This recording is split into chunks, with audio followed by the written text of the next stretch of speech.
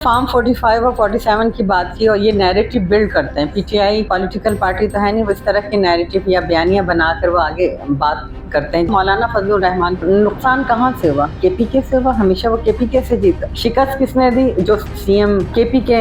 अब उन्हें वहाँ एहतजाज करने बजाय कभी सिंध में तो उनकी सीट नहीं रही, वो सिंध के ऊपर एहतजाज कर रहे हैं। मौलाना साहब भी मान जाएंगे। अभी वो शायद सिनेरियो को समझ नहीं पा रहे। शेख रशीद साहब की सियासत खत्म हो चुकी है, कहाँ गए? वो रोजाना हर 5 मिनट के बाद मीडिया उनको जो है बहुत फौकियत देता था, लेकिन उन्होंने अपनी पॉलिटिक्स इसी तरह से तबाह की। बिलावल भुट्टो जरदारी साहब विल बी इंशाल्लाह नेक्स्ट प्राइम मिनिस्टर होंगे। पाकिस्तान की माशी हालात को देखते हुए हम अपोजिशन में नहीं बैठे, हमने हुकूमत का साथ सिर्फ इसलिए दिया पाकिस्तान को माशी बहरानों से निकालना है। मुल्क में एक इंतशार की, तकसीम की, नफरत की सियासत है, उसको ख़त्म करने के लिए सदर आसिफ अली जरदारी साहब अपना बेहतरीन रोल प्ले करेंगे। अस्सलाम वालेकुम जी, मैं हूँ आपका होस्ट मलिक मुनव्वर हुसैन और आप देख रहे हैं खबरें डिजिटल।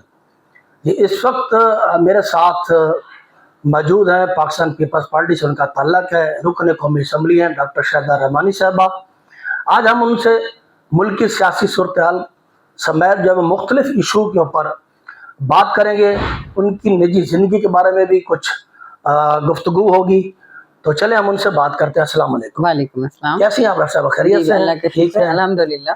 माशाअल्लाह। डॉक्टर साहब, तीसरी दफ़ा आप MNA मुंतखब हुई हैं। आपको मौका मिला है कि कौमी असम्बली के अवान मर जो है पाकिस्तान के अवाम की नुमाइंदगी करें अपने हल्के की, ख़ास तौर पर कराची शहर और जो लोग आपको मैंडेट दिए गए। आप ये बताइए, आप पिछली दफ़ा भी आपकी 16 माह की गवर्नमेंट रही और इस बार भी आप गवर्नमेंट में हैं। अगर मिनिस्ट्रियों में नहीं है तो ऐवान सदर पर भी आप प्रेसिडेंट सदर जरदारी साहब हैं, गवर्नर भी आपके आ चुके हैं, सिंध हुकूमत भी आपके पास चौथी दफ़ा आई है। क्या वजह है कि पिछली दफ़ा बेड गवर्नेंस रही 16 माह की और अब जो सूरत हाल है, अब भी वही सूरत हाल नज़र आ रही है कि गवर्नर जो है वफाकी सतह पर और सूबाई सतह पर नज़र नहीं आ रही, आवाम मायूस दिखाई देते हैं। बहुत शुक्रिया मलिक साहब। सबसे पहले तो अल्लाह ताला का और पार्टी की क़यादत की मैं शुक्रगुजार हूँ कि उन्होंने मेरे कारकर्दगी पर इत्मीनान और एतमाद करते हुए मुझे थर्ड टाइम जो है मौका दिया है। और पूरी कोशिश होती है हमारी कि पाकिस्तान पीपल्स पार्टी की ख़ास तौर पे कि आवाम की तर्जुमानी करे, क्योंकि आवाम के वोटों से ही मुंतखब होकर आते हैं और कोई भी जमहूरी हुकूमत कभी भी आवाम को मायूस करना नहीं चाहती। लेकिन आपने देखा कि जो 3.5 साल एक तबाही इस मुल्क में मुसल्लत हुई तब्दीली के नाम पर, उसने अपने टेन्योर में 75 साल में जितने कर्जे नहीं लिए थे उतने कर्जे लिए। और ना सिर्फ ये बल्कि आपने ये देखा कि जो IMF से मुआहदे हुए थे उसको सैबोताज किया सिर्फ अपनी हुकूमत को बचाने के लिए। जब देखा कि वोट ऑफ नो कॉन्फिडेंस के मोशन मूव हो चुका है तो उन्होंने फौरी तौर पे कि जो एग्रीमेंट IMF से और वर्ल्ड बैंक से हुआ था उसको उन्होंने तोड़ते हुए अब फौरी तौर पे पेट्रोल की, डीजल की प्राइसेस को, बिजली की कीमतों को कम किया, जिसका खुमियाजा 16 माह की उस हुकूमत को, PDM को, और आज तक हम उसको भुगत रहे हैं। क्योंकि आपने देखा कि फिर IMF हमसे, वर्ल्ड बैंक हमसे नाराज़ था और चूँकि किसी भी ये कोई पर्सन टू पर्सन एग्रीमेंट नहीं था, पर्सन टू पर्सन मुआहदा नहीं था, ये पाकिस्तान जो था, पाकिस्तान का IMF से था, पाकिस्तान का वर्ल्ड बैंक से था एंड अदर कंट्रीज से था। आपने देखा कि उस दौर में फॉरेन पॉलिसी का जो हशर हुआ, हमसे तमाम हमारे नेबिंग कंट्रीज़ समेत तमाम इस्लामिक कंट्रीज़ और तमाम जो हमारे दोस्त ममालिक थे वो हमसे नाराज़ हो चुके थे उस पॉलिसी से। तो उसका खुमियाजा जो है वो हमें भुगतना पड़ा।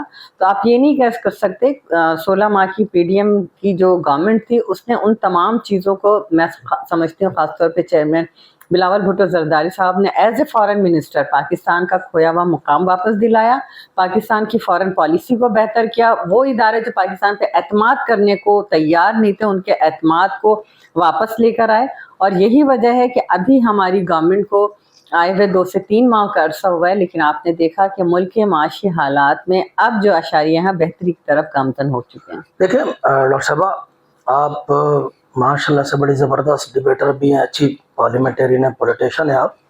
आपका किरदार बड़ा अच्छा रहा है फ्लोर पर। बात यह है कि मीठा मीठा हप हप, कड़वा कड़वा थू थू। دیکھیں آپ گورنمنٹ میں بھی ہیں, گورنمنٹ میں نہیں بھی ہیں, وفاقی سطح پر آپ دیکھیں نا, ابھی آپ چیئرمین جو بے نظیر انکم سپورٹ پروگرام کی چیئرپرسن بھی آپ کی پارٹی سے آ گئی روبینہ خالد, پہلے شازیہ مری رہی ہیں. دیکھیے وجہ کیا ہے, معاملہ کیا ہے, آپ وزارتوں سے تو پیچھے ہٹ کے بیٹھے ہیں, باقی اپنے معاملات سارے جو ہے وہ اپنے آپ کو جو بڑے مضبوط کر رہے ہیں, اس کو کور کر رہے ہیں. لیکن عوام کے جو ایشوز ہیں, جو بنیادی بیسک, جو ایک نعرہ تھا پیپلز پارٹی کا, روٹی کپڑا اور مکان, اور ایک نئی سوچ کا اس بار اس الیکشن میں آیا ہے, وہ کیا نئی سوچ ہے؟ عوام تو کچھ بھی اس کو ڈلیور تو نہیں ہو رہا. دیکھیے ملک صاحب, آپ کی بات یہ کہ میٹھا میٹھا ہاپ کو کروا تو میٹھا میٹھا ہاپ نہیں, اگر ہم کیبنٹ کا پارٹ ہوتے تو میٹھا میٹھا ہاپ ہوتا, ٹھیک ہے. تو اگر ہم کیبنٹ کا پارٹ نہیں, اگر پارٹ ہوتے تو کل آج یہ کہتے کہ جی آپ تو وزارتوں کے مزے لے رہے ہیں, آپ کو تو پروٹوکول انجوائے کر رہے ہیں. ہم نے وہ سب چیز ایک طرف رکھی, خواہشات نہیں. پاکستان کی معاشی حالات کو دیکھتے ہوئے ہم اپوزیشن میں نہیں بیٹھے, ہم نے حکومت کا ساتھ دیا, اور صرف اس لیے دیا کہ پاکستان کو معاشی بحرانوں سے نکالنا ہے, اور ایکسپرٹیز جو ہے جو ہمارے پاس ہے یا دیگر الائنسز کے پاس ہے, ان سے وہ ایکسپرٹیز لے کر پاکستان کو اس دلدل سے نکالنا ہے. اور یہی وجہ ہے کہ آپ دیکھیں کہ اس وقت جو ملک میں سیاسی بحران ہے, اور اس موقع پر صدر آصف علی زرداری صاحب کا سب سے بڑے منصب, آئینی ملک کا جو سب سے بڑا منصب ہوتا ہے, اس پہ فائز ہونا اس بات کی غمازی کرتا ہے کہ اس وقت جو ملک میں ایک انتشار کی, تقسیم کی, نفرت کی سیاست ہے, اس کو ختم کرنے کے لیے میں سمجھتی ہوں صدر آصف علی زرداری صاحب اپنا بہترین رول پلے کریں گے.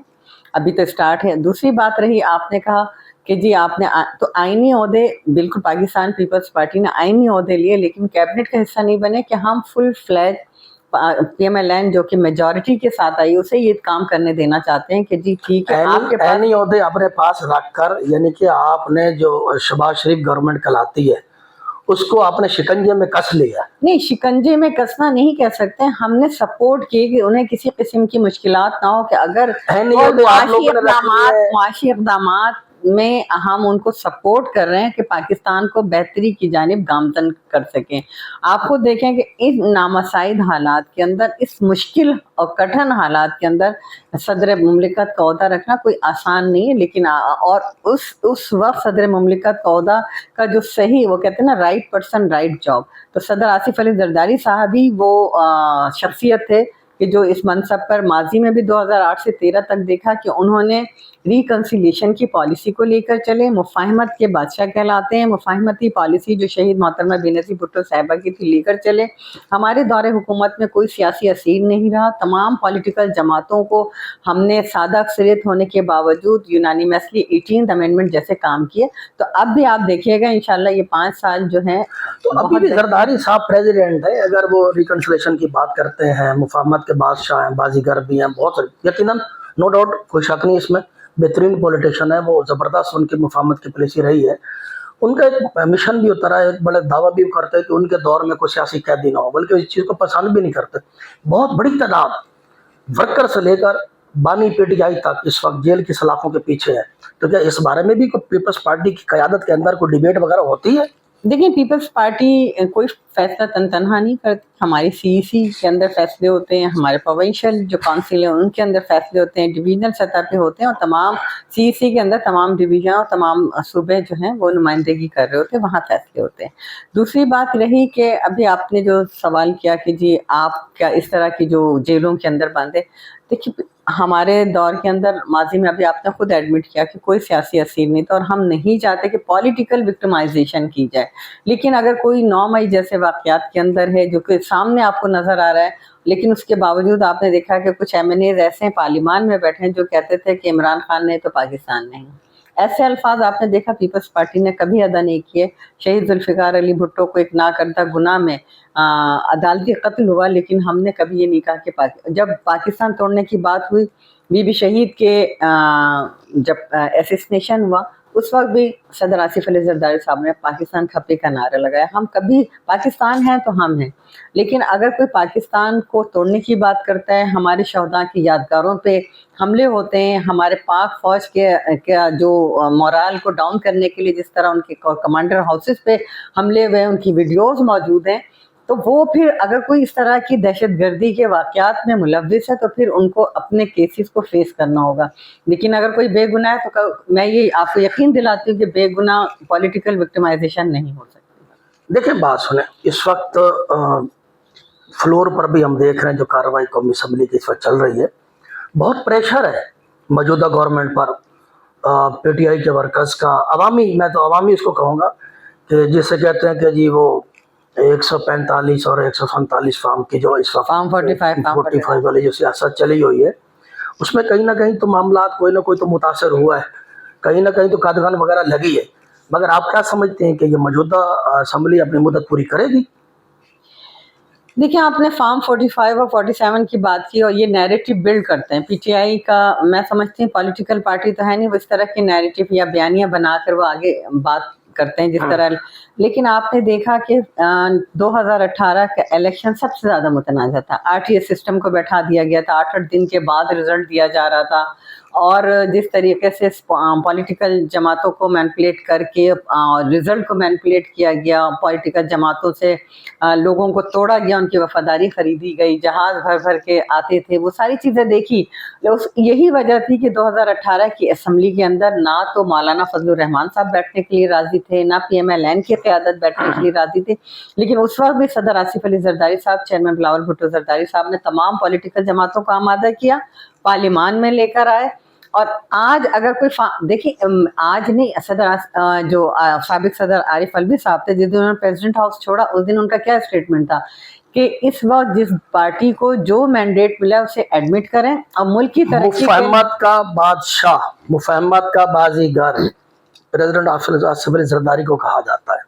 یقیناً ان کی اچھی اثر بھی ہے، دست شفقت بھی وہ رکھتے ہیں.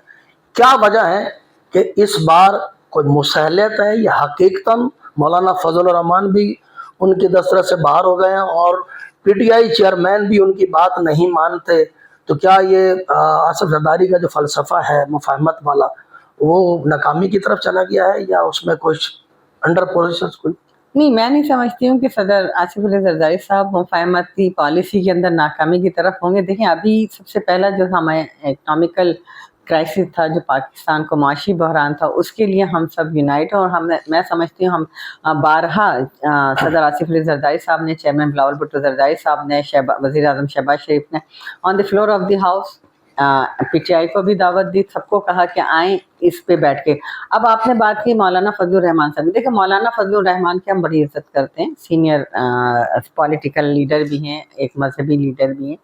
لیکن ان کو نقصان کہاں سے ہوا؟ کے پی کے سے ہوا. ہمیشہ وہ کے پی کے سے جیتے. اور شکست کس نے دی؟ جو سی ایم کے پی کے.